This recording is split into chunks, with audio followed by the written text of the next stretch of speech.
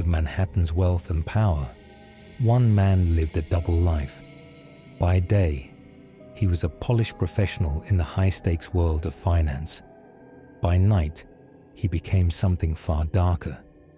Now, Ryan Hemphill, once trusted with fortunes, is accused of inflicting pain, domination, and terror behind closed doors. This is the shocking story of how a man used power, money, and manipulation to allegedly carry out one of the most disturbing abuse cases New York has seen in decades. A lawyer with a background in private equity lured women he met online to his apartment near the Empire State Building, prosecutors said. There, they say, he raped, drugged, and tortured them for hours, sometimes using a shock collar and a cattle prod. When he was done, prosecutors said, he threatened the women to keep them from reporting the violent encounters. The attorney, Ryan Hemphill, was arraigned on Thursday afternoon in Manhattan Criminal Court on a 116-count indictment accusing him of sexually assaulting 6 women over 5 months, though prosecutors said there could be scores of additional victims. Mr. Hemphill, 43, was escorted into the Manhattan courtroom on Thursday afternoon in handcuffs. He wore a cross necklace and matching bracelet and sat quietly beside his lawyer, Caroline Ng, from the Legal Aid Society. Mr. Hemphill pleaded not guilty and was ordered held without bail. Ms. Ng could not immediately be reached for comment. Alvin L. Bragg, the Manhattan District Attorney, said after the arraignment that Mr. Hemphill tried to make his victims feel powerless. The defendant told survivors he was untouchable, Mr. Bragg said at a news conference at the courthouse. The indictment makes clear that he was wrong. The events leading to the charges against Mr. Hemphill began in October and involved 6 women, prosecutors said. Mr. Hemphill subjected each of the women to hours of sexual and physical abuse, often drugging them and threatening to torture them if they did not comply, prosecutors say. He recorded the abuse with video cameras stashed around his apartment. Mr. Hemphill, prosecutors said, sometimes slapped and punched them, restrained them, and in some cases forced women to wear a shock collar meant for livestock while he raped them. Mr. Hemphill found many victims online, using dating websites and online services like Sugar Daddy and Craigslist to target women. He offered them large amounts of money in exchange for sex and company, but prosecutors said he never paid many of the women what he had promised and gave others counterfeit money. After the abuse, Mr. Hemphill systematically threatened his victims into remaining silent.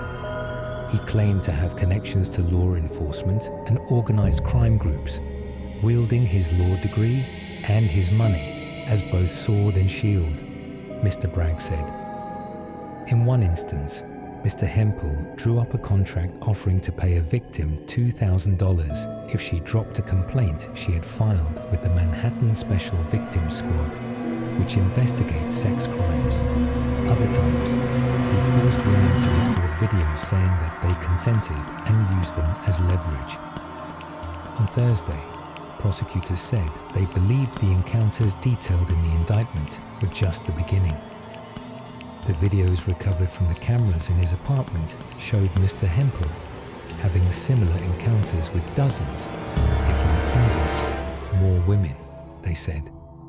The charges against Mr. Hemphill are not the first time he has been accused by Manhattan prosecutors of disturbing and violent behavior.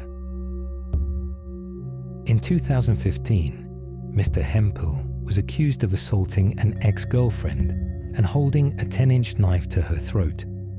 During a week-long trial, Mr. Hemphill admitted that he enjoyed choking her during sex, according to the New York Post. A jury ultimately found him not guilty of the charges.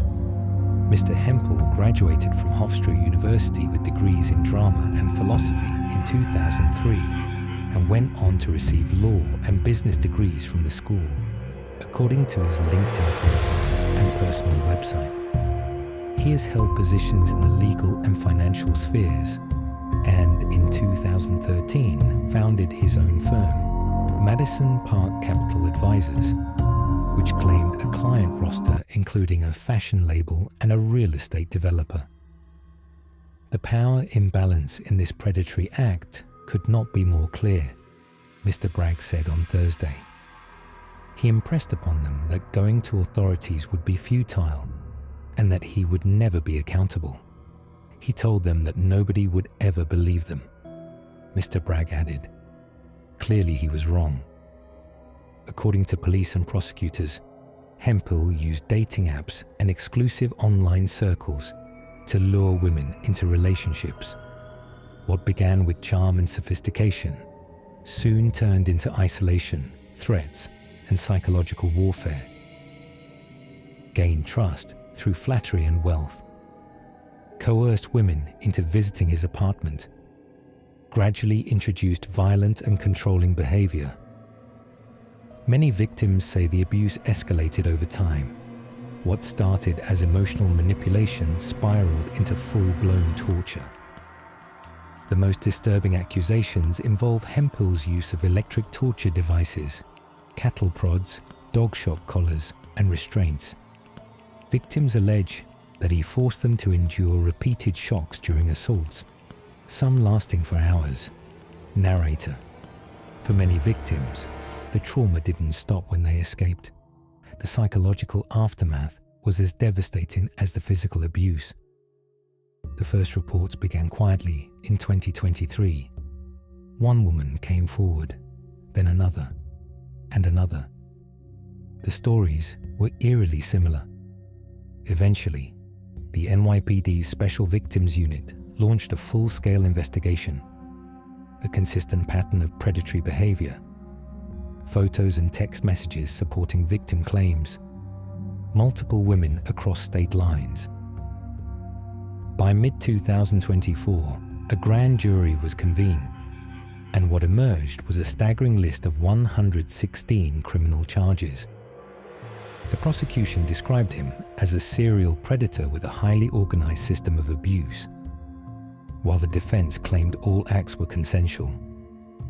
Some survivors have chosen to speak publicly, others through legal representatives. All share one message. This was not about sex. It was about control and terror.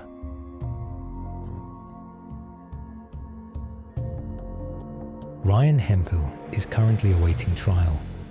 Prosecutors continue to build their case. More potential victims are reportedly being interviewed, and the public is watching closely. This case has shaken New York's financial elite, but more importantly, it's given voice to women who were silenced, manipulated, and hurt. Justice may be slow, but it is coming.